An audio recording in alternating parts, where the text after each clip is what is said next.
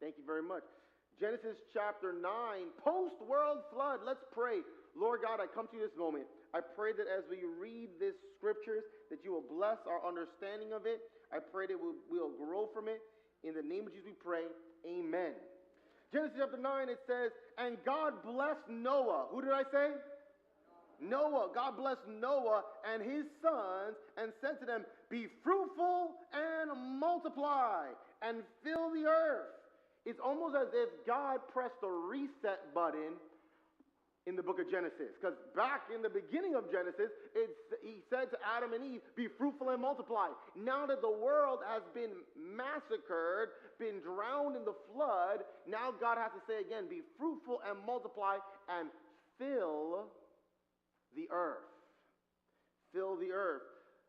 The fear of the Lord, the fear of you and the terror of you will be on every beast of the earth and on every bird of the sky, with everything that creeps on the ground, and all the fish of the sea into the hand that they are given. Now, why does that have to emphasize that, the fear of the animals? Well, remember, all those animals came into the ark. How many animals?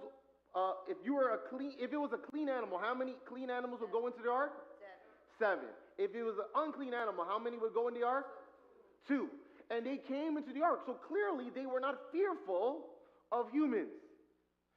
Whether or not they were never afraid of humans up until this point, or God made a special occasion at this moment of the ark that they were not fearful. But the point is that in the ark, they were not scared of humans.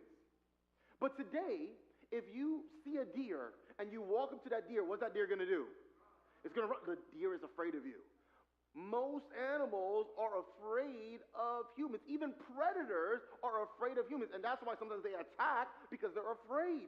Here it says that now that it's after the flood, it says, the fear of you and the terror of you will be on every beast of the earth and on every bird of the sky, with everything that creeps on the ground, and all the fish of the sea into your hands they are given. Those animals are now fearful of the people. It's no longer one nice cohesive group in the ark. Even the sea creatures are afraid. But they are given to you in your hand. In other words, they still have dominion. They're still in charge. They're still responsible for this earth. Verse 3, every moving thing that is alive shall be food for you. Wait a minute. It says everything that moves, everything that is alive, shall be food for you. Up until this point, animals were not being eaten. We don't read of animals being eaten, at least not by the people of God. We don't read of any animals being eaten. But I'm not going to assume that maybe Cain's lineage, maybe they did. I don't know. But the people of God, and the Bible doesn't mention any animals being eaten. At this point, after the flood, they were given permission to eat. It says that they are allowed to eat, what's that first word? Verse 3, what's the first word there?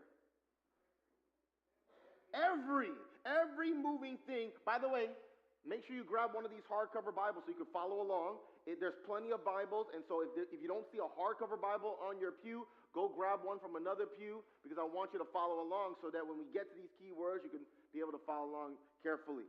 So it says so how many? Every moving thing that is alive shall be food for you.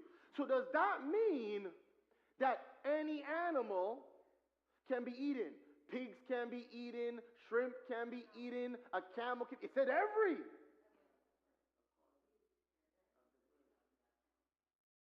It said every. Now remember, how many of the clean animals were allowed in the ark? 7. How many of the unclean were allowed in? So if they ate a pig, is considered unclean according to Leviticus chapter 11. If they ate a pig, what would happen to that species? The species would become extinct. So when God said and gave permission to eat animals, you got to know the context. When he says every, he's talking about everything that was classified as food. So it was obvious to Noah which ones were clean versus unclean. He could just look and see, well, these ones are multiples, these ones are just a pair. So he already knew which ones were clean versus unclean. It's not like God said you can eat anything you want, and all of a sudden in Leviticus, like, hey guys, I changed my mind. There's some animals you're not allowed to eat. God is the same. He's consistent. And so prior to this, they didn't eat anything. But why eat animals now? Well, remember, the whole world was flooded. All the vegetation was destroyed. And so in order to survive, they had brought food into the ark. But after a year of being in that ark, a year and change, done by now, or at least almost done. And so at this point, God gives humanity permission to eat animals. But it's very clear which animals are being allowed to eat, which are the clean. It was called clean. We read about it earlier in chapter 7. They were called clean because those were the animals that were designated by God to be allowed for sacrifice. Those who were unclean were designated to not be allowed for sacrifice. And so it's very clear to Noah and his family which animals they can eat versus not eat. So later on, when you read in the New Testament, when he says all flesh or all food is clean and you're able to eat it, it's profitable and all that stuff, you got to remember the context. For these people, they don't consider unclean animals food. So when you say you're allowed to eat animals for food, it's not talking about unclean animals. Is that clear? Nobody reading this would question that. It's only people today that don't have this background that would question it. So it says, every moving thing that is alive shall be food for you. I give all to you as I gave the green plant. Just like how the plants you were allowed to eat, now these animals you were allowed to eat, the clean ones. Only you shall not eat flesh with its life. That is, its blood. Its blood. In other words, when you eat that animal, you're not allowed to eat it rare. You know, some people, when they eat a steak, they like it rare. You know, it has a nice drip, a little red there. That is not in the will of God. That is clear here. It says you are not allowed to eat. You are allowed to eat the animal, but don't eat the life of that animal, the blood, because life is in the blood. And so whatever is in that blood, whatever was maybe disease or whatever, that blood is there. You have to drain that blood. So if you want to order a steak, make sure you order it well done. A lot of people don't pay attention to that. But that, well before, God made it very specific about which exact animals. Again, no one knew the exact animals. But before the Bible writes it down, which exact animals, it made it very clear, don't mess with blood. So it says, only you shall not eat flesh. Only you shall not eat flesh with its life, that is, its blood. Surely I will require your lifeblood from every beast. I will inquire it, and from every man's brother, I will require the life of man. What a very solemn statement. Don't mess with the blood. Surely I will require your lifeblood. So if you think it's no big deal to cut into a rare steak and eat the blood of that animal, or to have some blood pudding, as the British do, it's saying, I will require your lifeblood. You drink the animal's blood, I take your blood. It's not something to take lightly. It's not something to think that it's okay, like God is just okay with eating whatever you want, however you want. If you're going to eat the animal, you got to take it seriously. Surely I will require your lifeblood from every beast. I will require it. And from every man's brother, I will require the life of a man. In other words, I want to be very clear. You take the blood of that animal, I'm requiring your blood. If you take the blood of a human, I'm taking your life. I require your life. In other words, we have just started over. No more killing, people. Remember Adam and Eve? They had a son. Their first son killed their next son. Listen, we pressed the reset button. Can we stop with the killing? So, before God protected Cain, remember? He said, anybody mess with Cain 7 times. Here, God is saying, At this point, if you take blood from a man, I will require the life of that man. Life for a life. And it's interesting because it says it in the same breath as it talks about the life of the animal. It's giving you this idea that also God values the life of animals. So while they're given permission to eat the animals to sustain their life, it's not something to think that the life of an animal is so trivial that you're just out there like massacring animals.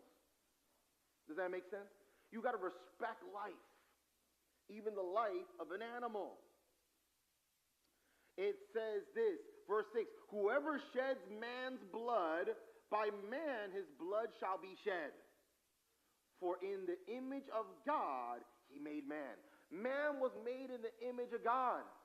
And so to kill a life is wrong in the eyes of God because you are messing with someone that was made in the image of God.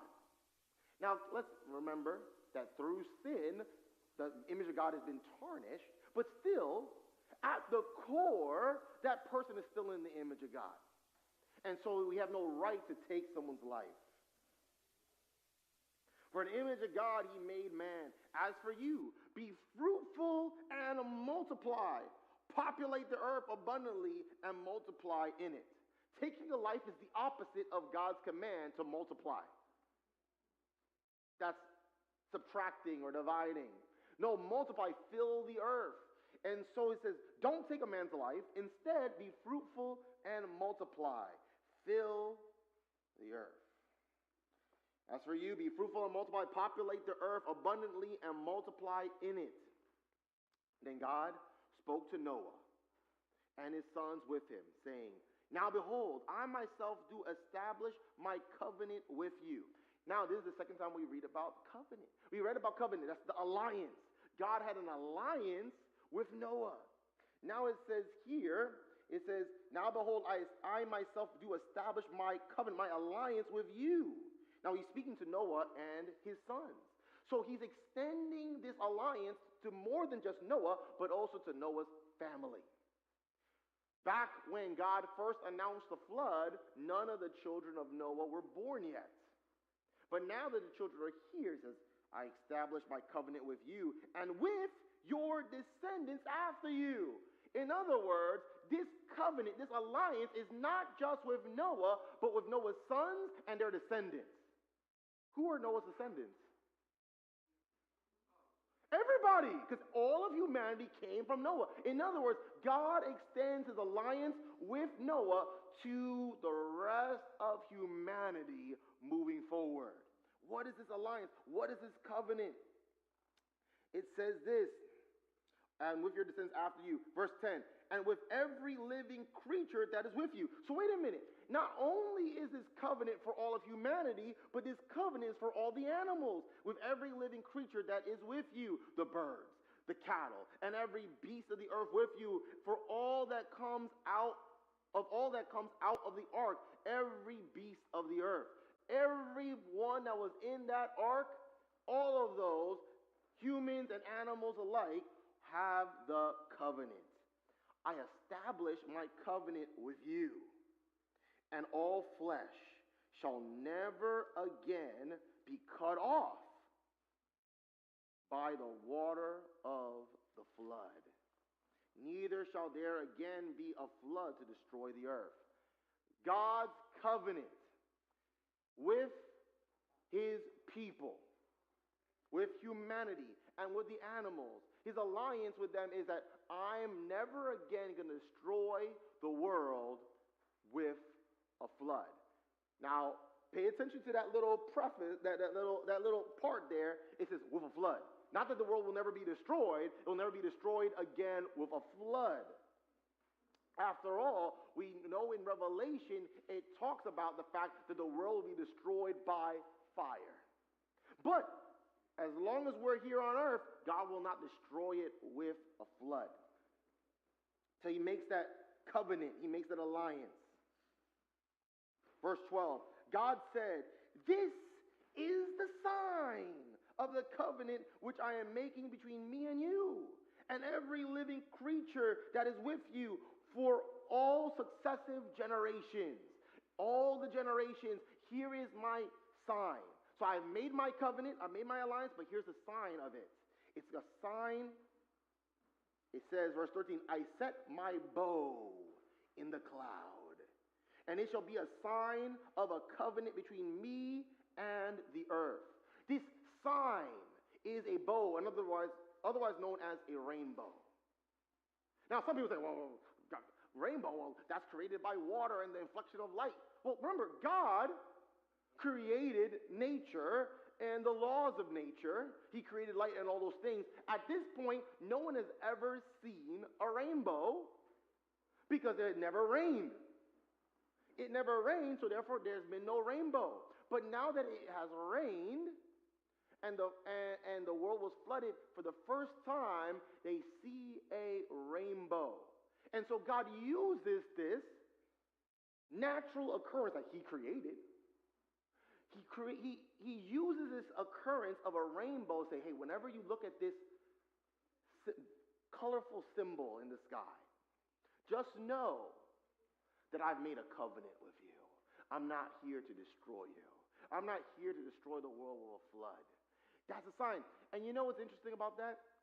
Whenever there's a hard rainstorm and it's flooding outside or raining outside, and when the rain subsides and you look out and you see this rainbow, it kind of gives you a peaceful feeling. It's like the peace after the storm. And you could imagine that peace and that beautiful, imagine seeing a rainbow for the first time, how mesmerizing that was. And what peace that gave. So then whenever we see rain again, and whenever we see the rainbow again, we know that God keeps his word. It didn't result in a worldwide flood. The world is still here.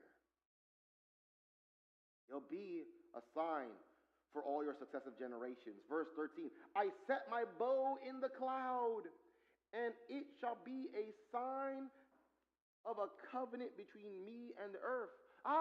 Now we got clouds.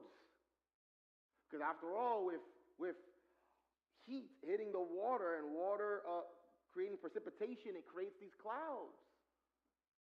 Before, it was just the floodgates of heaven and poured down the water that was above the firmament. But now we got clouds. We're going to have these seasons. We're going to have these rainy moments, right? But it says here, my bow will be in those clouds.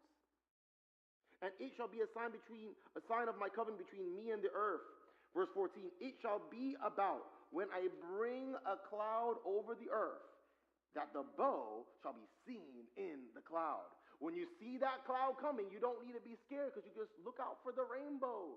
Just know that rainbow represents, I got you. I'm protecting this world. It will rain, but it won't be so much that it'll flood the whole world.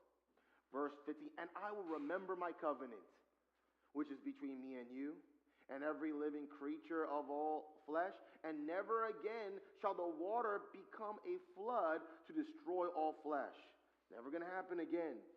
When the bow is in the cloud, then I will look upon it to remember the everlasting covenant between God and every living creature of all flesh that is on the earth. You will see that rainbow, I will see that rainbow, and we should be on the same page knowing that I have made this covenant. And God said to Noah, this is the sign of the covenant which I have established between me and the flesh of all the earth. He's saying this a lot. He's making it sure. It's very abundantly clear. Don't worry. This is the sign of the covenant which I have established between me and all flesh that is on the earth. Now, verse 18 says, now the sons of Noah who came out of the ark were Shem, Ham, and Japheth. Shem, Ham, and Japheth. Now remember, I said that is not the order of which they were born. That was the order of relevance. Shem is the most relevant of his sons, then Ham, and then Japheth was mentioned last because it doesn't talk much about him. These are the sons of Noah who came out of the ark. And Ham was the father of Canaan. And these three were the sons of Noah, and from these the whole earth was populated. All nations, all people came from these three. The whole earth was populated. Those three. Total dominance. Now, then Noah began farming and planted a vineyard. He drank of the wine and became drunk.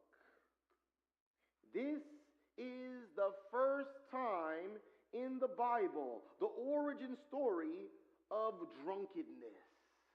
And it doesn't have a good story to it. Here, Noah is the first one that we read about to get drunk. I thought Noah was a man of God. I thought he was blameless. I thought he was a good guy. How is it that he drinks this wine, this in Hebrew, yayin? Why would he drink this thing? Why would this happen? Just because he was blameless before doesn't mean that he didn't make mistakes. He definitely makes a mistake now. And we're going to see some terrible consequences. Wine, my friends, yayin, Hebrew, sorry. Yayin, wine, is not something that leads to good results. Getting drunk off of wine is not a good idea. He drank the wine and became drunk and uncovered himself inside his tent. This guy became so drunk off of the vineyard that he planted that he got so drunk that he stripped down naked, started just walking around his tent, all body parts out. The man who was blameless. The man who was to restart the earth. You know, when God created Adam and Eve, it didn't take long for them to make a mistake and bring corruption. God resets the world, and it doesn't take long for that man to bring back corruption. This is the story of Genesis, folks. Noah gets drunk. He uncovers himself inside his tent. And it says, Ham, the father of Canaan, saw the nakedness of his father and told his two brothers outside. He sees his dad naked, and he goes to his brothers and tells them too. Now, the story, as we're going to read it, showcases that this is not like he just was walking by like, oops, oh man. It's showcasing that it wasn't a mistake. This was an intentional act. We'll see that a little later. We'll uncover it. No pun intended. It says that Ham, the father of Canaan, saw the nakedness of his father and told his brothers outside. So not only did he see it, but he tried to get his brothers in on it. Talk about corruption. This is the first time that we read in the Bible about someone staring at someone else in their nakedness of the same sex. In fact, there's another level because it's his own dad. It's a sick thing that he's doing, looking at his dad's naked body. But Shem and Japheth took a garment and laid it on both their shoulders and walked backwards and covered the nakedness of their father. And their faces were turned away so that they did not see their father's nakedness. They were like, we don't want to look at our dad like that. So they walked backwards. They did not look at him. They had a cloth and they covered him without looking at him. They didn't want to play that game. So it says this, verse 24. When Noah awoke from his wine, he got so drunk He eventually passed out. When he woke up from his wine, he knew what his youngest son had done to him. Now, notice how it says that it is his, what age was this one? Youngest. So even though we say Shem, Ham, and Japheth, even though he's mentioned second, Ham is actually the youngest. Remember I said Shem, Ham, and Japheth was not the order, it's the order of relevance. Not order of birth, but order of relevance. The youngest son. He knew what his youngest son had done. Uh-oh. When Noah woke from his wine, he knew what his youngest son had done to him. Now notice how it says, done to him. That's how I know that it was not an accident, it was intentional, because it says what he had done to him. If it's an accident, you don't do that to somebody. You don't do an accident to somebody. An accident happens to you. The fact that it says he had done it to Noah showcases that this was an intentional act, that he was purposely looking, he was gawking at his naked dad.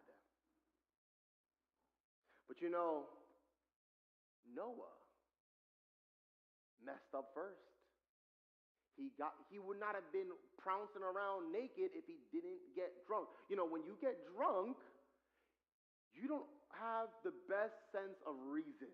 Even the best of us can fall if we mess with alcohol. So don't think, well, I can hold my liquor. Even the man who was considered blameless in the eyes of God fell when he drank that alcohol. And his son, Ham, ended up sinning.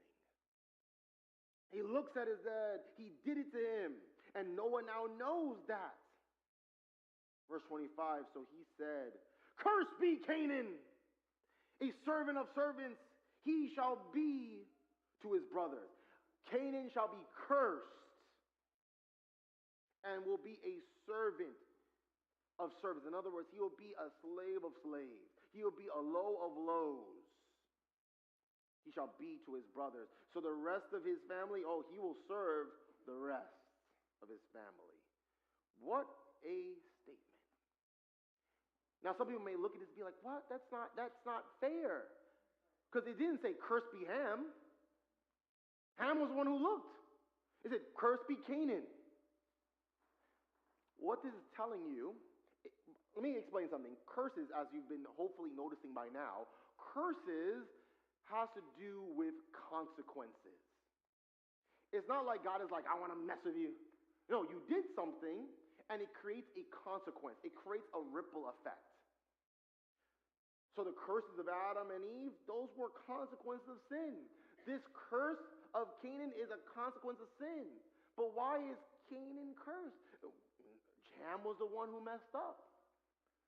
You see, what we have to realize is that our mistakes affect our children.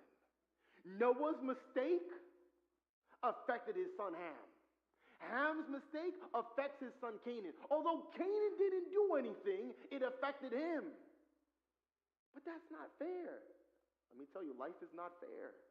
It's not the design of God, but that is reality. In that, if I were to make a mistake, if I were to spend my money frivolously on gambling and lose all my money, of course that's going to affect my son. Now my son is growing up in poverty. If I make a mistake and I commit a crime and I get myself killed, that affects my son. My mistakes affect my children. In fact, the Bible even goes on to say later on in Exodus chapter 20, sometimes it affects the third and fourth generation. In other words, we can have a generational impact in a negative way upon our families. So when you and I make decisions, we cannot just be thinking about ourselves. Okay, what am I doing? How does it affect me? You got to think, well, is this going to affect my children? I got to be making right decisions, not just for my sake, but for my children's sake. It says, "Oh, Canaan, cursed be Canaan, a servant of servants he shall be to his brothers." Verse 26, he also said, "Blessed be the Lord, the God of Shem." It's interesting how he calls it. He says he's the God of Shem. Shem. Remember, Shem means name. The God of the name. Blessed be God of the name. He doesn't say God of Japheth. Clearly, Shem, although Japheth is older, Japheth is the oldest, Shem clearly was the leader in righteousness, in making the right decision. By the way, guys, you're going to see throughout the book of Genesis, you saw it already, Cain was the oldest, but Abel was the one that was more faithful to God. Then later on, Seth. We're going to see throughout the book of Genesis that being the oldest, while that was high prestige, pedigree for the Hebrew mind, in the eyes of God, being the oldest doesn't mean much. You don't get the right just because you came out of the womb first. Getting favor in the eyes of God is living right in the eyes of God. It's not about birth order. And you're going to see that play out again and again and again through the book of Genesis. It's one of the main themes here. Blessed be Shem. So although Shem is not the oldest, he's constantly mentioned first. Blessed be the Lord, the God of Shem, and let Canaan be his servant. May God enlarge Japheth. May God enlarge Japheth, and let him dwell in the tents of Shem. So Shem will house Japheth. Japheth will grow, but Shem will be the one that's going to be truly blessed. And let Canaan be his servant. Canaan will be the servant of Shem. Canaan will be the servant of Japheth, who will also live in the tents of Shem. Now Noah lived 350 years after the flood. So all the days of Noah were 950 years, and he died. Now, he lived a long time, but he still died. Death is a recurring theme in the book of Genesis. Here, I showed you this before, we saw the lineage of Adam. Adam, Seth, Enosh, Canaan, Mahalalel, Jared, Enoch. Enoch was the seventh generation. After Enoch is Methuselah, Lamech, Noah. And after Noah, we just read about his sons. So, what we see here is that we know that the Bible gives us enough detail to be able to track that the flood happens in the year 1656, years after Adam was created. That's when the flood took place. A good amount of time, but not that much. And if you look at it, right, Noah is which generation? See if you can count it. Which generation is Noah?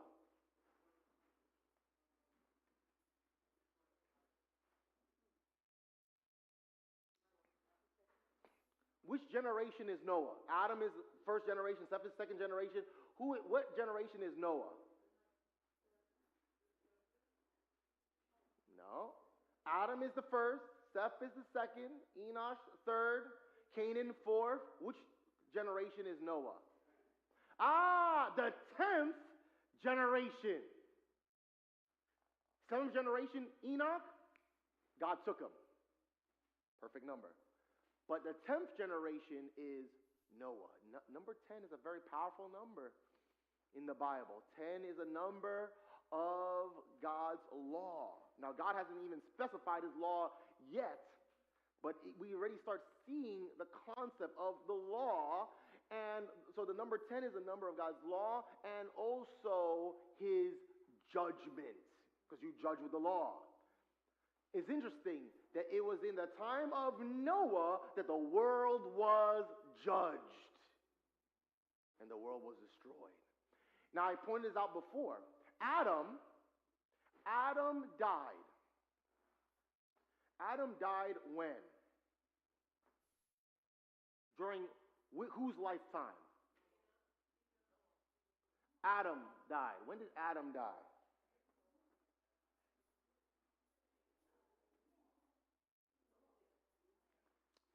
Well, if you pay attention, Adam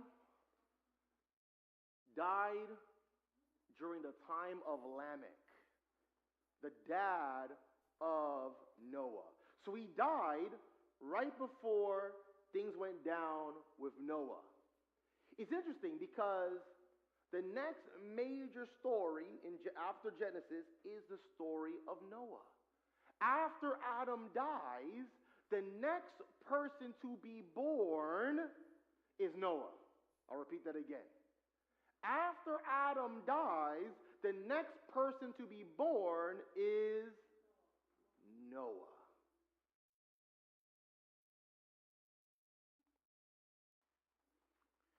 It's interesting how God raises up Noah, which means rest, by the way. God raises up Noah after Adam dies. And then when you read about the numbers in Genesis chapter 8, verse 13 to 16, we know that the flood took place at 1656, years after Adam was created. That's when the flood happened, and on 1657, on the second month of that year, on the 27th day of that month, they left the ark. So they were in the ark for a year and a month and change, because they left on the second month, on the 27th day of that month. About a year and 2 months did they leave. So, this is the timeline of what we covered so far. And we know that Noah eventually died, remember, 350 years later.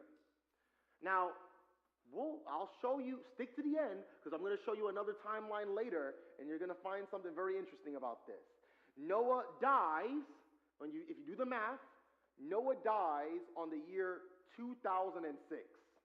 Not 2006 like AD, obviously, right? Not like in our lifetime. He died in the year 2006, years after Adam was created. 2006 years later, after creation, Noah dies. But the lineage continues. Continuing on here, let's look at chapter 10. It says, "Now these are the records of the generations of Shem, Ham, and Japheth, the sons of Noah. The sons were born to them, and sons were born to them after the flood." Unlike that crazy movie, the movie Noah with Russell Crowe, where they had like a baby born on the ark, that is not true.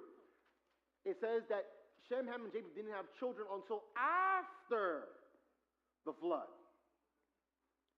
So in verse 2 it says, the sons of Japheth is the oldest, the sons of Japheth were Gomer. The sons of Japheth were Gomer, and Magog, Madai, Javan, Tubal, Meshech, Tyrus. Now, so here you go. Gomer, what do those names mean? Gomer means complete. Magog means mountain land. Madai means middle land. This is the area, and they were in the area of the Medes. Later on, obviously not now, but later on in history, the Medes would be the descendants of the Madai. Then you have Javan, which means wine. Later on, the descendants of Javan will be the nation of Greece. Then you have Tubal, which means thou shalt be brought. And that region will later on be known as Cappadocia. Then you have Meshech, which means drawing out. That's later on will be north of Israel. And then you have Tyrus, which means desire. So we're seeing the children, the descendants, the children of Japheth, right?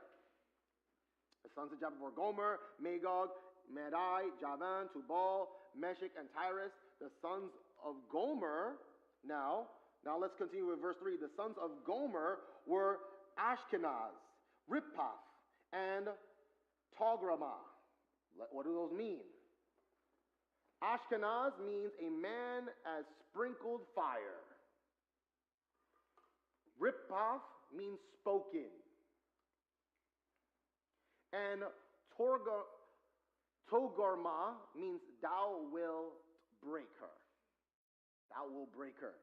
So we're seeing the descendants now. So this is now so after Shem, there was the son of Japheth. After Noah was the son of Japheth. Japheth had his sons. That's one generation. Now we have the sons of Gomer. That's the next generation. Now, talking about one of those, it says here, the son of Javan. Remember how we earlier in verse 2, one of the children was Gomer. We just read the sons of Gomer.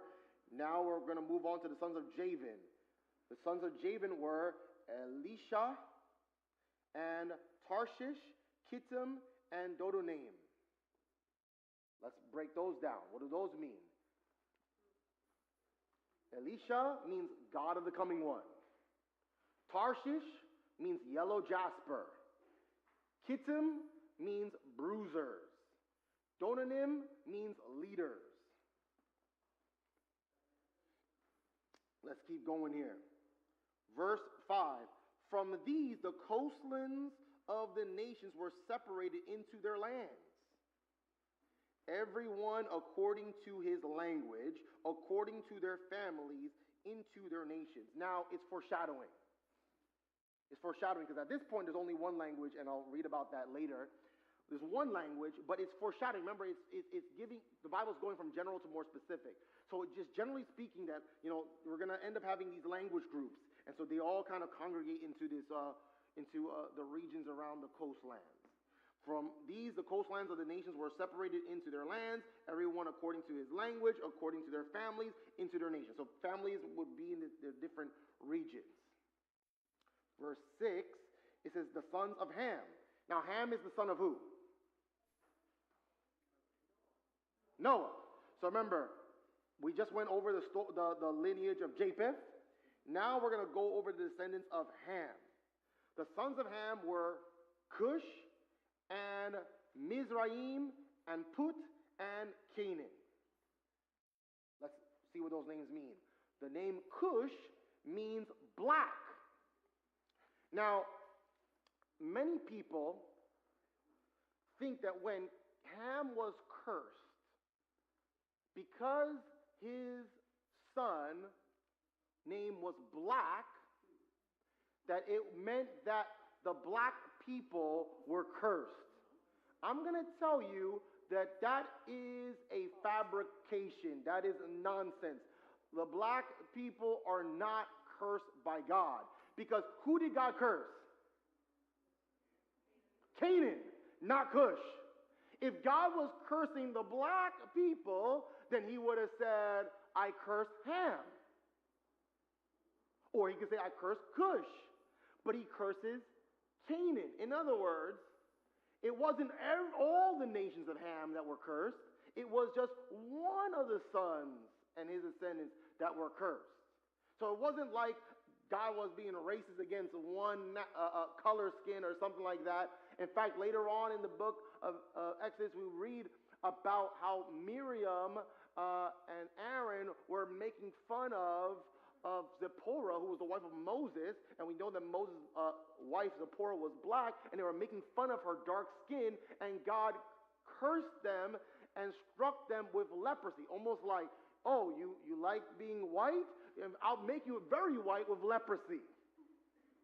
And it wasn't until they repented that removed the leprosy. So God is not favoring one skin color over another. So Cush means black. Mizraim means a dual trench. Later on, that will be the Egyptians. Put means a bow. That's northern Africa. Canaan means humbled or subdued, which is west of Jordan. And so, the people of Ham inhabited to the area, basically Africa. But God did not say, cursed be Ham. So Africa is not cursed, unlike what sometimes the black Israelites will try to teach you. You ever heard of the black Israelites? Right? And they try to teach this idea that Ham was cursed. The Bible doesn't say Ham was cursed. It says Canaan was cursed. So not the majority of Ham was not cursed. But one of the sons of Ham, Canaan, which later on we know will be the Canaanites, are the ones that were cursed and would be the ones that will be humbled or subdued. And we know that later on, we read about how the Canaanites and the Israelites did not get along. In fact, it was the Canaanites that were conquered in the Battle of Jericho, right? So we see all of the origins of many of the stories that we'll see later on in the Bible here. All right, let's continue going on here. It says,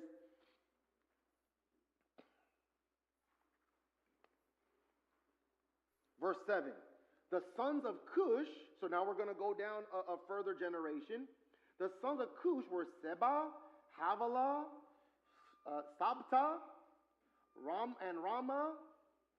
So we have the sons of Cush were Seba and Havilah and Sabta and Rama and Sabtika, and the sons of Rama were Shiva and Dedan. So what do those names mean? Seba means drink thou. That's that's will later on be known as south of Palestine.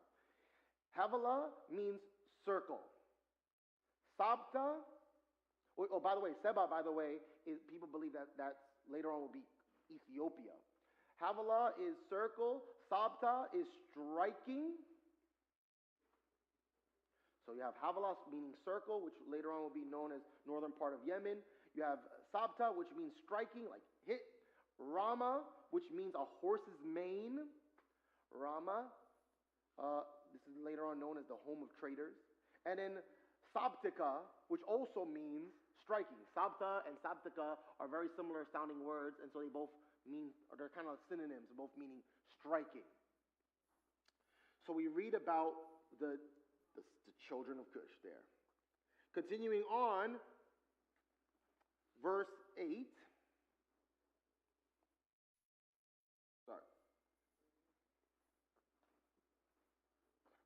Verse 7, it says, the sons of Cush were Septa, Havilah, Sabta, Rama, Sabtika, the sons of, and now we'll read about the sons of Rama. Who are the sons of Rama? Because we read about Cush, he had children. Now let's read about Rama's children. The sons of Rama were Shiva, and Dedan.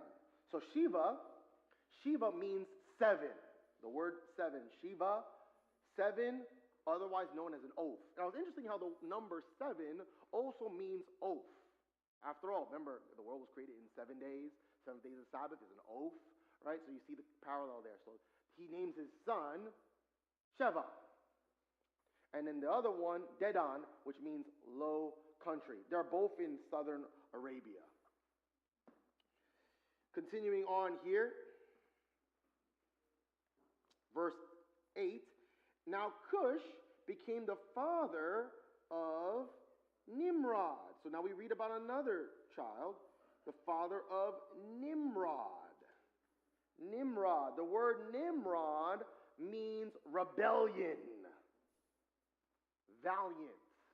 Nimrod. Now Cush became the father of Nimrod. So it goes from general to more specific here. So one of the other sons is Nimrod. He became a mighty one on the earth. He's valiant. But valiant isn't always a good thing. For him, it's a bad thing because he was valiantly being rebellious against God. He was a mighty hunter before the Lord. Therefore, it is said, like Nimrod, a mighty hunter before the Lord. That became a saying. Like Nimrod, a mighty hunter before the Lord. The beginning of his kingdom. This is the first time, by the way, that we ever read the word kingdom in the Bible. Here is the origin of kingdoms. Before we read about the origin of cities, what was the first city called? Do you remember? Enoch. Very good. Enoch, the son of who? Cain. Not the good Enoch, the bad Enoch. The origin story of city is the negative one. And so is the origin story of kingdoms. Looking at verse 10 here. We're in Genesis chapter 10, verse 10. The Hebrew word for kingdom is mamlaka. Mamlaka. Mamlaka. Kingdom, dominion, reign. So it says here, in verse 10, the beginning of his kingdom. So Nimrod builds the first kingdom. The beginning of his kingdom was Babel. Now, go down to your footnote. Go down to your footnote here. What does the footnote say on the bottom of your page? Lowest of servants was A, which is talking about Canaan. But look at B, because look, verse 10, when it says Babel, it has the letter B, right? So you're looking at the footnote for B. Babylon. In fact, the word Babel and Babylon are the same Hebrew word. The Hebrew word for Babel or Babylon is Babel, which means confusion or mixed up.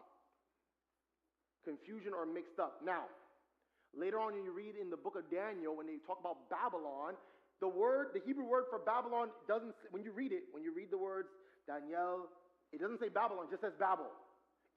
The English translators translate it as two different words, but it's the same word. It's both Babel.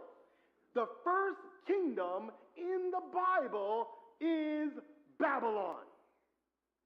Now, you know that's a bad origin story. And the first kingdom, Babylon, was created and built by Nimrod, whose name means rebellion. Look at what it says here. The beginning of his kingdom was Babel, and Erech, and Akkad, and Calneh in the land of Shinar. So, he didn't just have Babel, but it was also Erech, Akkad, Calneh in the land of Shinar. So, Babel meaning confusion, mixed up. Erech means long. That's near Babylon, and it's on the left side of the river Euphrates. Akkad means subtle, which is a city and a region in North Babylonia.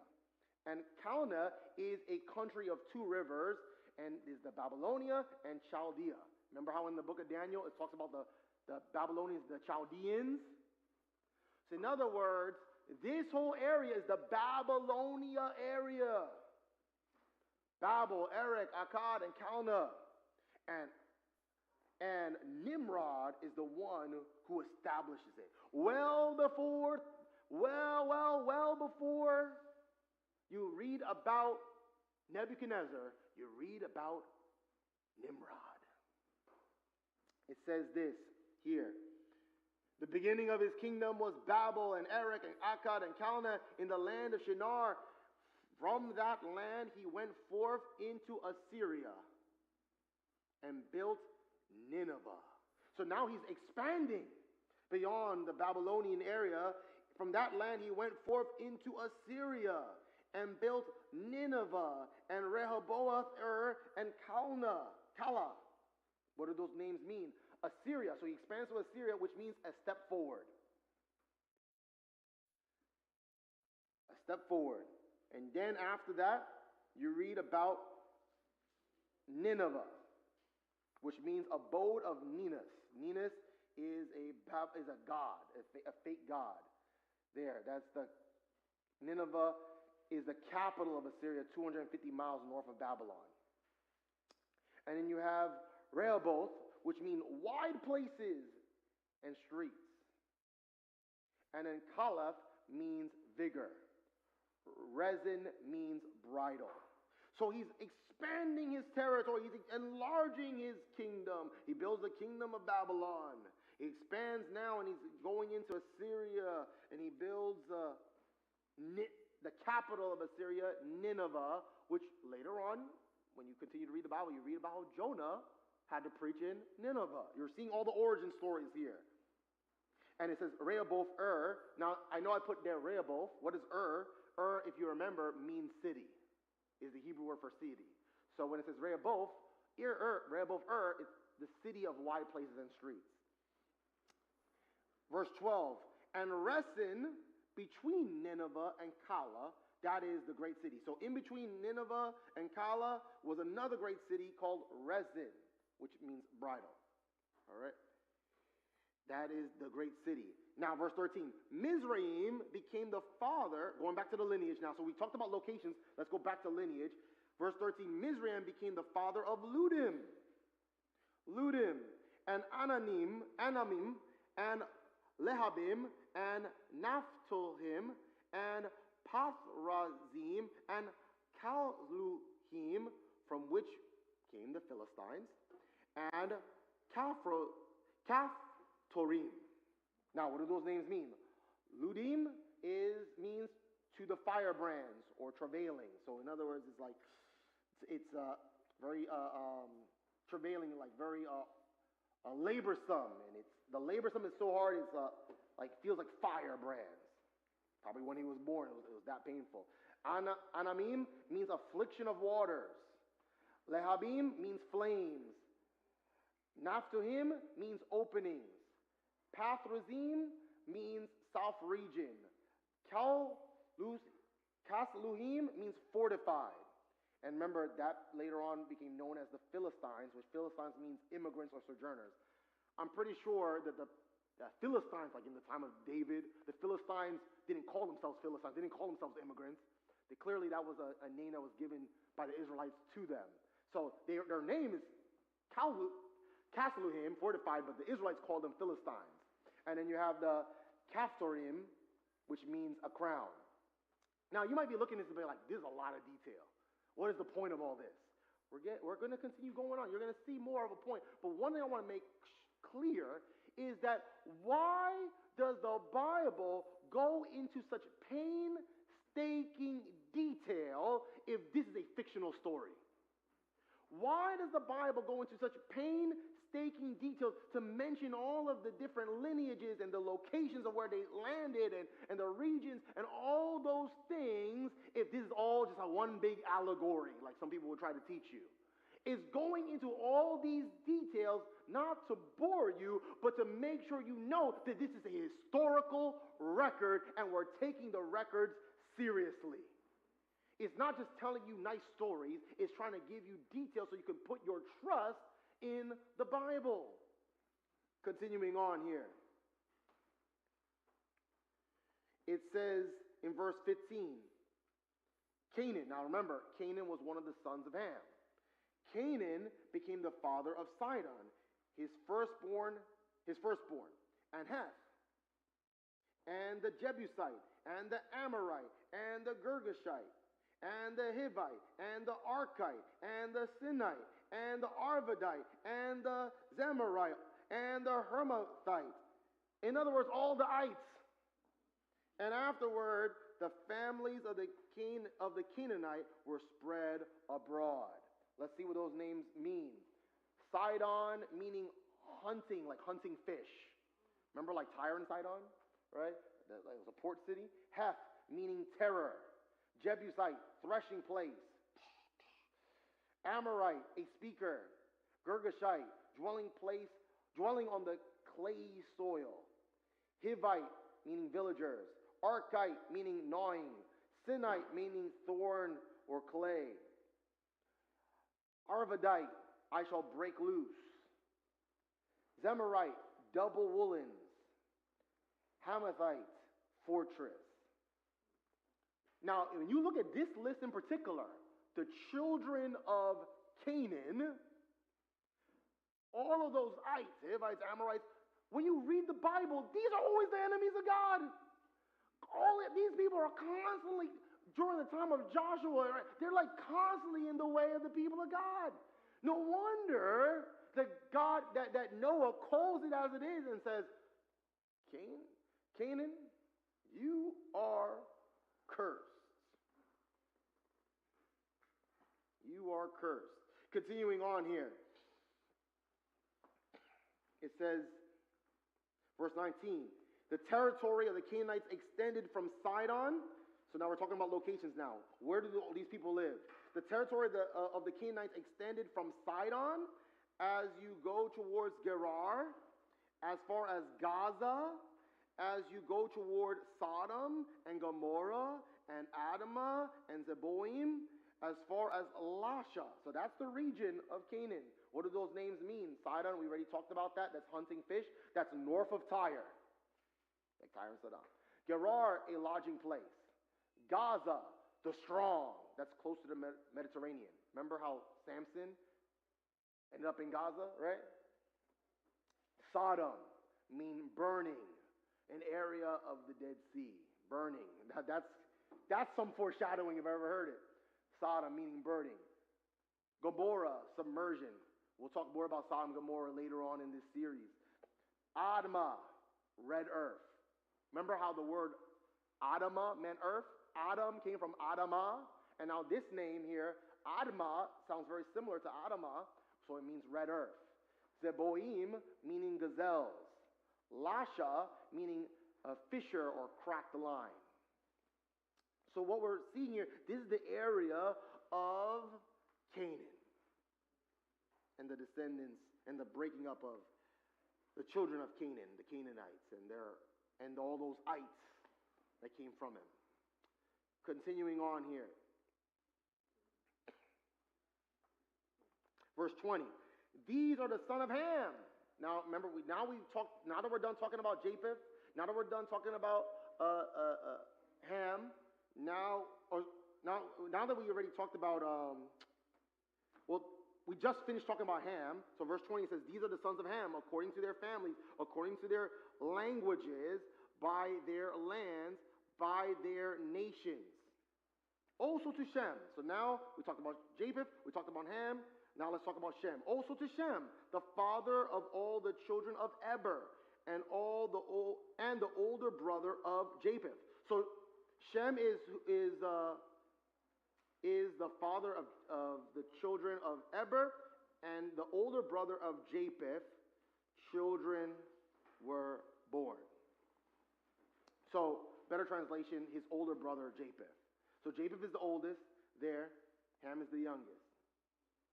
Older brother Japheth. All right, so it says, and the sons of Shem were Elam, and Asher, and Arpachshad, and Lud, and Aram. And the sons of Aram were Uz, and Hul, and Gether, and Mash. What do those names mean? Elam meaning eternity. Asher means a step forward. Eternity. Or like infinity. A step forward. To infinity and beyond. Elam, eternity. Asher, a step forward beyond eternity.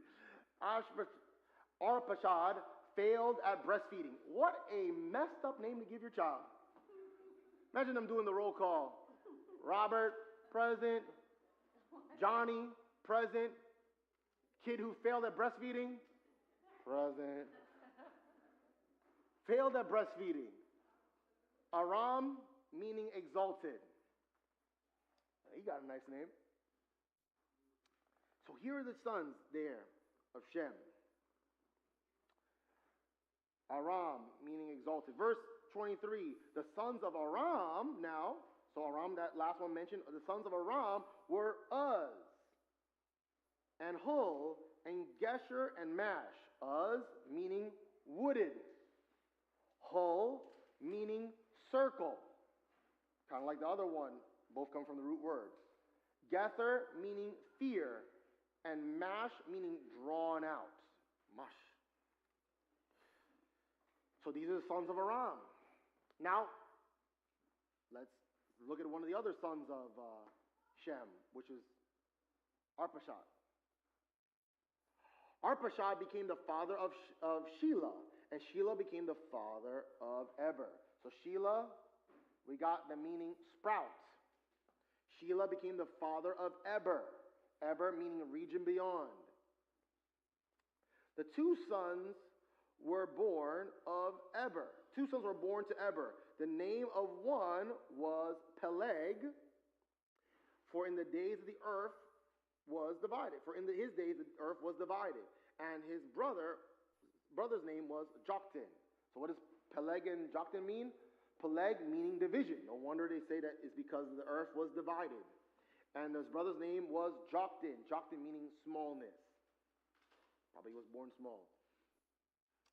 Verse 26, Joktan became the father of Almodad, and Shelef, and Hazarmaveth, and Jerah, and Hadoram, and Uzal, and Diklah, and Obal, and Abimael, and Shiva, and Ophir, and Havilah, and Jobab.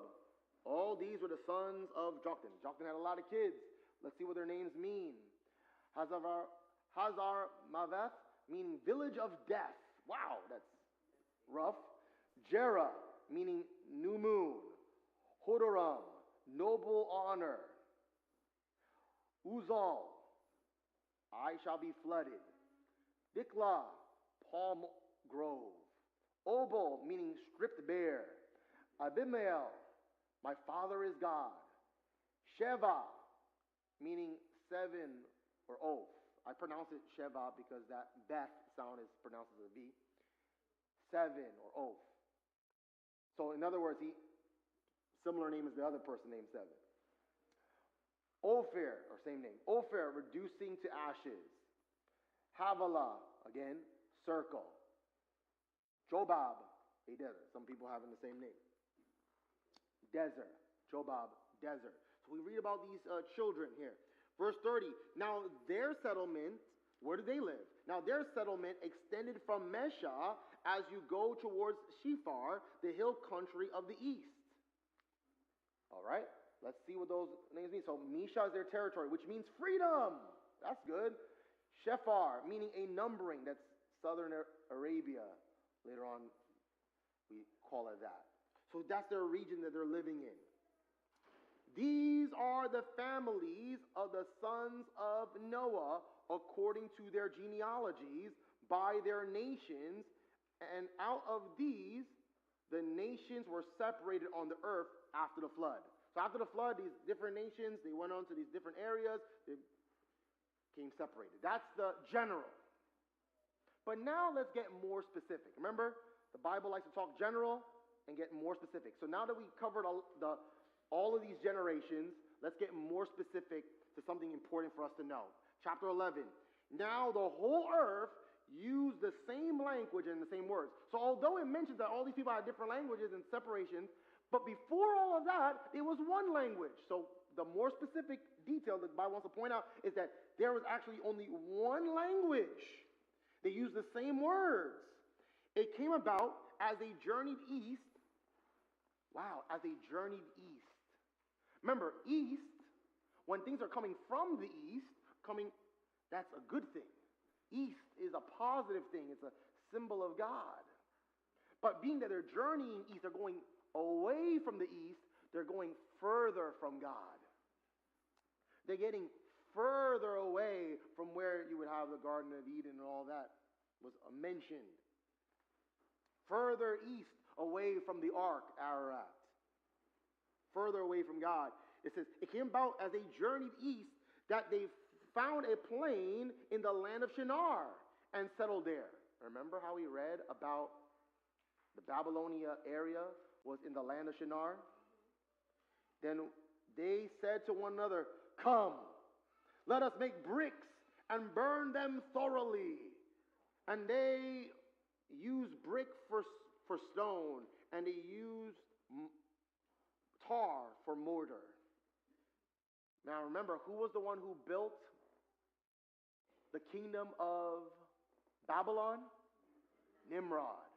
It's interesting how not too long after Noah, the world became corrupt again, and you had a man called rebellion. Now we're reading more specifically about this whole concept of rebellion in the land of Shinar, in the land of Babylon. We're reading about them, and they decide that they're going to be there, and they want to build something. It says that they take the bricks, and they make it into stone. They take the tar, and they make it into mortar. Verse 4, they said, come, let us build for ourselves a city. Oh, remember, cities don't have a good origin in the Bible. Let us build for ourselves a city and a tower whose top will reach into heaven. And let us make for ourselves a name. Otherwise, we will be scattered abroad over the face of the whole earth. So again, we already talked about how everybody became scattered to different regions, but now we're getting more specific. So rewinding time, or looking at one of the stories of the origin of how things broke up, it says that before everything became broken up, they wanted to be one nation. But not one nation under God. There's one nation against God. After all, they said that they wanted to reach into heaven. That phraseology is saying that they're trying to go against heaven. They're trying to reach up to heaven. This is the origin story of skyscrapers. This is the very first skyscraper ever recorded in history, in the Bible. They tried to build a tower in that city of Babylon. Where is this tower built? In Babylon. In Babylon, they tried to build a tower to reach to heaven. Now, it doesn't say the motivation here of why they want to build a tower. But it's not a stretch of imagination to see that after a worldwide flood, they're like, we want something tall enough to be higher than the highest mountain. We want to have something tall enough that it will reach up to heaven. It's whatever the motivation is, it's clear that they're against heaven. After all, the one who built Babylon, his name was Nimrod, which means rebellion. It's an act of rebellion against God. They're not believing the promise of God. He will not destroy the world with a flood. They're not believing in the goodness of God. They're trying to go against God. And they're trying to unite for that purpose. It says in verse 5, the Lord came down to see the city and the tower. God paid a visit. He came down to see the city and the tower, which the sons of men had built. Now, notice how he calls them the son of what? Men. Now, Noah was from the sons of God. We saw that lineage. But now God once again calls them the sons of men. You're not following after my own heart. You're not following me. You're acting like sons of men. He came and he saw what the tower which the sons of men had built. The Lord said, behold, they are one people. One people. They've become one. You know, becoming one, becoming united isn't a good thing when you're united for the wrong reason. I mean, the Bible talks a lot about unity. We as a church want to be united, but when you are united to do wrong, it's a wrong thing. The crowd isn't always right. Unity isn't always right. It depends on what is your motivation. These people have become one. They are one people, and they have the same language, and this is what they began to do. And now nothing which they purpose to do will be impossible for them. Wow. Now, many times we look at the Bible days as though they're like a primitive people, like living in the Stone Ages. God said that they are so united that they can accomplish whatever they set their minds to. Whatever they purpose to do, and what they purpose to do is to reach up to heaven. Now, all of the biggest towers of this world don't reach up to heaven. They get pretty high, but they didn't make it to the next level of heaven. In other words, they were going to build and keep on building, and they would have accomplished it. They would have went taller than the highest skyscrapers of today. They would have made it to the next heaven. They would have made it to that area between sky and space. Can you imagine a tower going that high that by the time they finish building, things start floating? They had the skill sets to build that. And you know what? It makes sense. This is not that long after Adam. Remember, Adam's mind was perfect. And not only did they have minds that were closer to a perfect mind, but also they lived long. They lived for centuries. Think about how brilliant people become as they study just for 70 years. Imagine studying for 900 years. And imagine our limitation is because we will study, but then we die, and then somebody will have to pick up where we left off. But then people would live from generation to generation to generation, which means that you could speak to your great-great-great-great-great-great-great-grandfather, and they could train you. Not only do you have to learn, not only can you learn, but you could be trained under somebody that lived hundreds of years ago. No wonder they were able to build such skill sets that God said, They said they're going to make it to heaven? Yeah, they could. They can do it. And so it says here, God had to do something about this. Now, God already promised He's not going to destroy the world with a flood, but God had to do something because these people were out of control. It says here, and now nothing which they purpose to do will be impossible for them. Verse 7, let us go down. Now, notice how it uses the word plural, the plural word us. Remember, God is plural, Elohim. Come, let us go down and there confuse their language. Let's babble their language. That's what the word babble means, confuse, mix up. Let us go down there and confuse their language, and they will not understand one another's speech. So the Lord scattered them abroad over the face of the whole earth, and they stopped building the city. You see, remember, Nimrod had built a city. He built a kingdom, the kingdom of Babylon, and it started to expand and started to go 250 miles north, and they started building Assyria and Nineveh. But you know what? It's like, you know what? This is not good enough. Building and expanding horizontally is not good enough. Let's start building our city vertically. Therefore, it can hold everyone in one tower. We'll all be together. We'll all be united. Let's all stick together, sticking together against God, against heaven. Let's reach to the highest. Let us reach up to the Most High. He decided to unite, to build vertically their city. And God put a stop to it by confusing and mixing up their languages. Can you imagine this here? Imagine as they're building and as they're putting the things together, that guy thinks he's speaking in a language that the other person can understand, but when the words come out, and the person's like, what?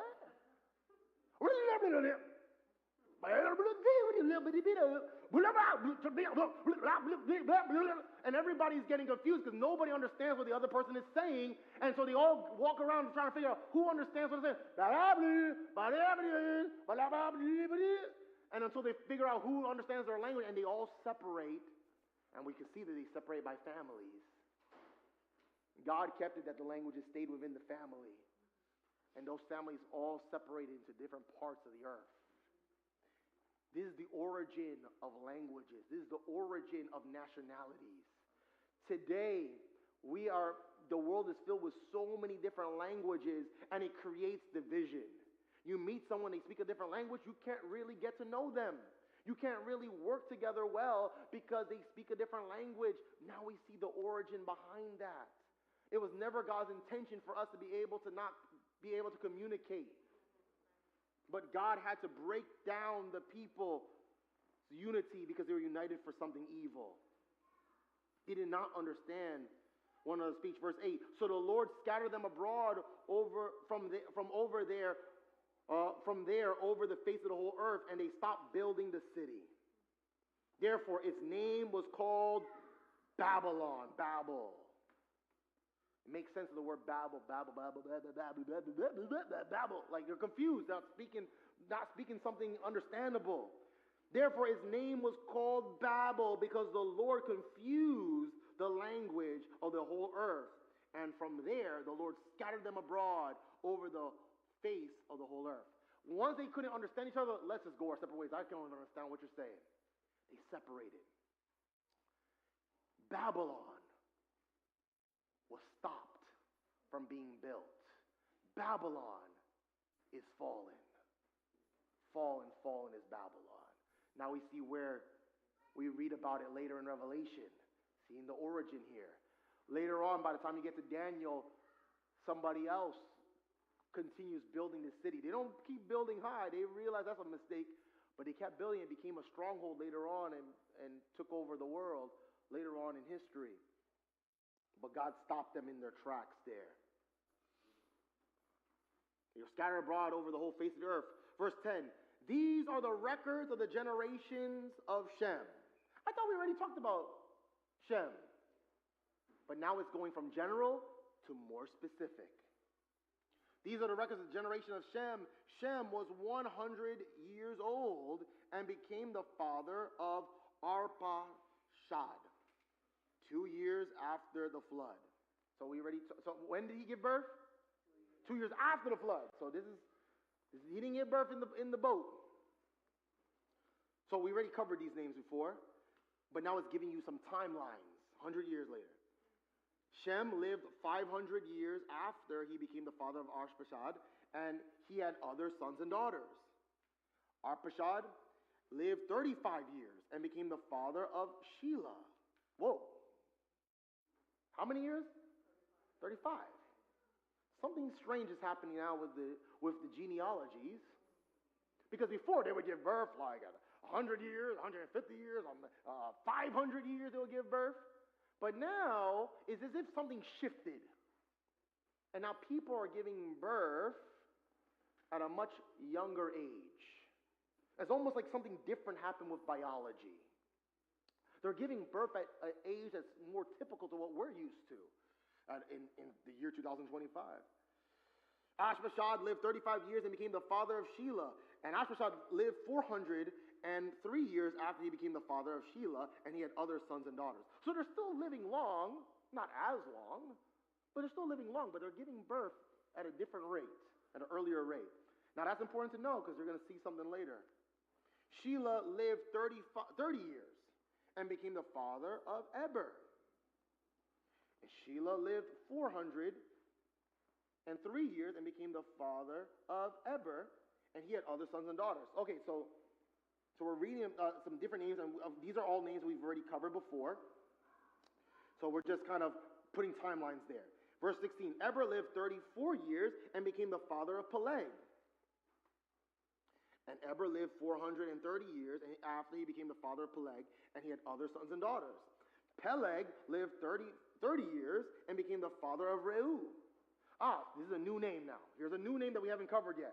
Reu. Reu meaning friend. And Peleg lived 209 years, and he became the father, after he became the father of Reu. And he had other sons and daughters.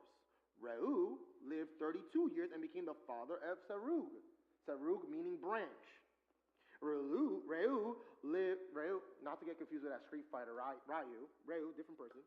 And Reu lived 207 years after he became the father of Serug, and he had other sons and daughters. So again, it's just mentioning the highlights. It's not mentioning every child the person had anymore. He had other sons and daughters. Verse 22, Serug lived 30 years and became the father of Nahor. Nahor meaning snorting. That's an interesting name, snorting. Maybe he was called snorting because maybe when he laughed he snorted, or maybe he snorted when he would sleep. But his name was named Snorting. Serug lived 35 years and became the father of Sehor. And Sehor lived 200 years, and after he became the father of Nahor, and he had other sons and daughters. What I'm noticing here is that their lifespan is also getting shorter. It's still longer than ours, but it's getting shorter. Nahor lived 29 years and became the father of Terah. Now, this is the youngest so far, 29? And he became the father of Terah. Terah meaning station. Became the father of Terah. And Nahor lived 109 years after he became the father of Terah, and he had other sons and daughters. Terah lived 70 years and became the father of Abram. Now, that's going back to being older now. Terah lived 70 years and became the father of Abram. Abram meaning exalted father. Terah lived 70 years and became the father of Abram, Nahor, and Haran. Nahor, again, snorting, so it's like he named his son after his dad. So Nahor had the same name as his grandfather, snorting. And Haran meaning mountaineer. Haran, mountaineer. So Terah lived 70 years and became the father of Abram, Nahor, and Haran. Now these are the records of generations of Terah. Terah became the father of Abram, Nahor, and Haran became the father of Lot. Lot. Who is Lot? Lot's name means covering. Now Haran is interesting because Haran's name means mountaineer. His son's name is Lot. And that's going to be interesting because later on when we read about Lot, you'll see some affinity towards mountaineering. So it says here, verse 28, Haran died in the presence of his father Terah in the land of his birth, in Ur of the Chaldeans. Now we read about Ur from before, right? Ur. And by the way, that's where Job lived, the land of Ur. So we're hearing all the origins. Haran died in the presence of his father Terah in the land of his birth, in Ur of the Chaldeans. That's the Babylonian area. Abram and Nahor took wives for themselves. The name of Abram's wife was Sarai. Sarai meaning princess.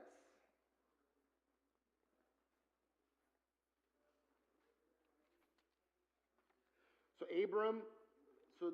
Nahor took wives for them. The name of Abram's wife was Sarai, princess. And the name of Nahor's wife was Milcah. Milcah meaning queen. It's almost like after Abram got married to a woman named Princess, his brother was like, I could do you better. I got a queen. Princess, now I got better queen, daughter of Haran. The father of Milcah and Iscah. Iscah meaning one who looks forth. One who looks forth. Sarai was barren. Now Sarah was barren. I'm going to read this really quickly, but we're going to emphasize more about this last portion of this chapter next week. That's why in your cards it says that we're starting with chapter 11 next week. But I'll just read it briefly. Sarah was barren and she had no child. Terah took Abram his son and Lot, the son of Haran, his grandson, and Sarai, his daughter-in-law, his son Abram's wife, and they went out together from Ur of the Chaldeans in order to enter the land of Canaan. And they went as far as Haran and settled there. The days of Terah were 205 years, and Terah died in Haran. Again, I'll emphasize more on those last verses a little later. But if you want to look at the genealogies, if you want to take a picture of this, here is the genealogy of Noah. I know it's very small, but maybe I'll put it on my website, and you could see you can blow it up. But here you see the sons of Noah, Shem, Japheth, and Ham. You see their sons and their sons and their sons, and you see the breakdown there. But I want to emphasize something else, a little bit more important. Look at the lineup here as you see the lifespan. Adam lived long, but after the flood, you can clearly see that the lifespan becomes significantly shorter. Before flood, long. After a flood, short. And some people think that meat being introduced into the diet has a lot to do with that, because meat wasn't introduced into the diet until after the flood. And so the lifespan went shorter. And also just the idea of simply being disconnected from God and going further from God. And so what we read here, I want to zoom in here and take a look at just from Noah to Abram. Now, from Noah to Abram, we see that Ashpashad was born in the year 1658, right? Because we know that he was born 2 years after the flood. So that's 1658. Now, he lived 35 years. You do the calculation and all that stuff. And I want you to pay attention. When did Noah die? Noah dies, boom, just right before Abram was born. And you see that little tiny gap? Noah dies right before Abram is born. Now that's significant. Just 2 years before Abram was born. So Noah dies in the year 2006, 2006 years after Adam. Abram is born in the year 2008 years after Adam. So we see that major gap of just 2 years. So Noah dies during whose lifespan? Terah, the father of Abram. It's interesting Because when Adam died, he died before Noah was born. Adam dies, and the next one that's born is Noah. Noah dies, and the next one who is born is Abram. You see how the major story characters are brought up as soon as the previous one dies. Abram. Now, how many generations from Noah to Abram?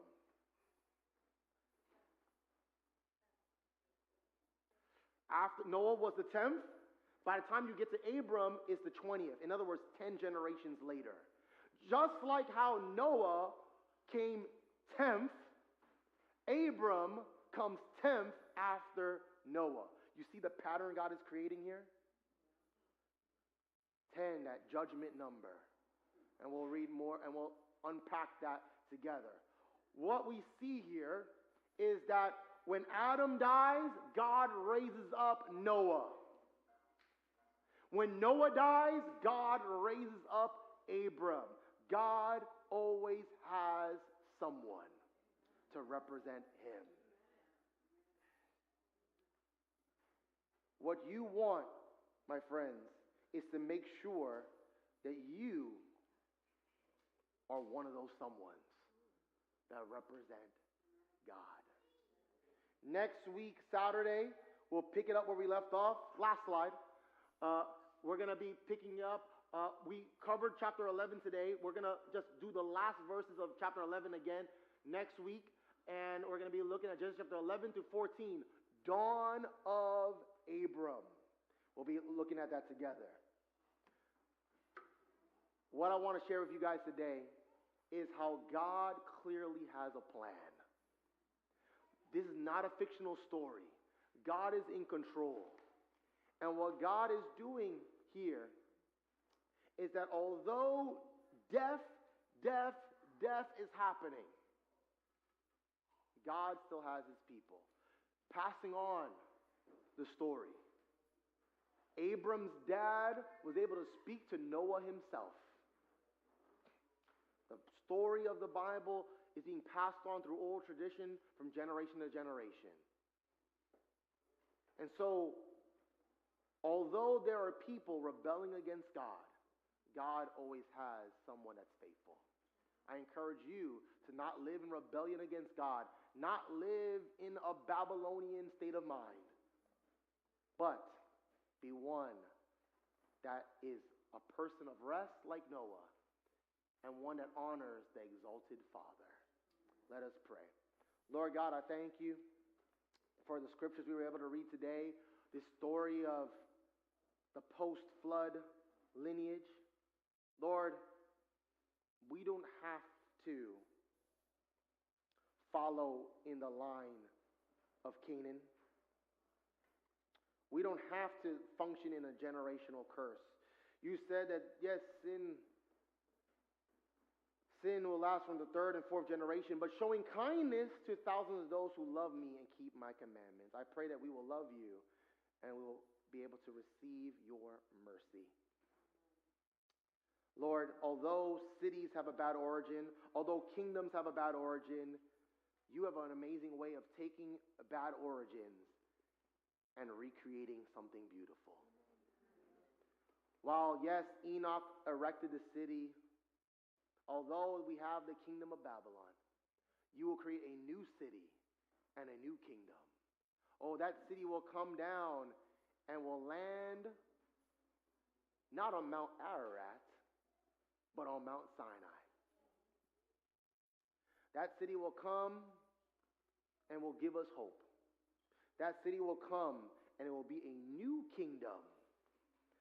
While the people of earth try to go up, your kingdom comes down. I pray, Lord, that we will have you come down into our hearts. I pray this and I thank you for this. In the name of Jesus we pray. Amen. Thank you guys for